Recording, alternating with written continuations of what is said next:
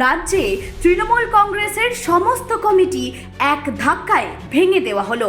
ছাত্র, যুব, শ্রমিক থেকে শুরু করে মহিলা সংগঠন সব সাফ। কিন্তু কেন?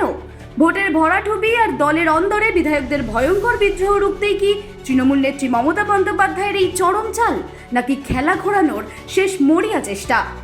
দল ভাঙার জল্পনাকে সত্যি প্রমাণ করে ঠিক যখন ঋতব্রত বন্দ্যোপাধ্যায়রা 58 জন বিধায়ককে নিয়ে স্পিকারের ঘরে চিঠি দিতে গেছেন, ঠিক সেই মুহূর্তেই সোশ্যাল মিডিয়ায় আছড়ে পড়ল অল ইন্ডিয়া তৃণমূল কংগ্রেসের একটি পোস্ট। স্ক্রিনে দেখানো হচ্ছে পোস্টটি, ভালো করে দেখুন, যেখানে স্পষ্ট লেখা, সব কিছু যত্ন সহকারে বিচার বিবেচনা করার পর পশ্চিমবঙ্গের সমস্ত কমিটি এবং সহযোগী সংগঠন ভেঙে ফেলা হলো। দল এবার প্রতিটি স্তরে নিবিড় পর্যালোচনা, আত্মসমীক্ষা এবং সাংগঠনিক মূল্যায়নের পথে হাঁটবে, আর তারপরেই তৈরি হবে নতুন কাঠামো। তার মানে ঠিক কী দাঁড়ালো? রাজনৈতিক মহল মনে করছে এটা আসলে মমতা বন্দ্যোপাধ্যায়ের মাস্টার স্ট্রোক।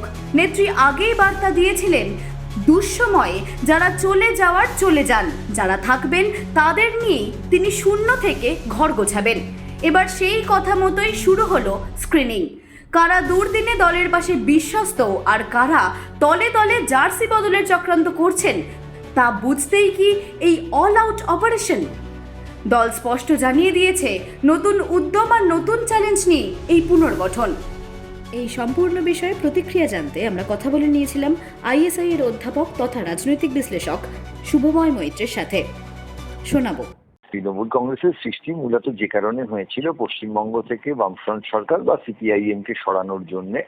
দলটি তো সাধারণভাবে কোনো মতাদর্শ ভিত্তিক দল নয়, ফলে সেই জায়গায় দাঁড়িয়ে তাদের যেভাবে ক্ষমতায় আসা, সেই কাজটি মোটের উপর যথেষ্ট সফল। এই সময় বামপন্থীরা পশ্চিমবঙ্গে সেভাবে তাদের ভোটের অংশ খুব বেশি নয়, সব বিজেপি এবং তৃণমূল বাদে মোট ভোটের শতাংশ 10, তার মধ্যে বামপন্থীদের হয়তো 5-6% ভোট হবে।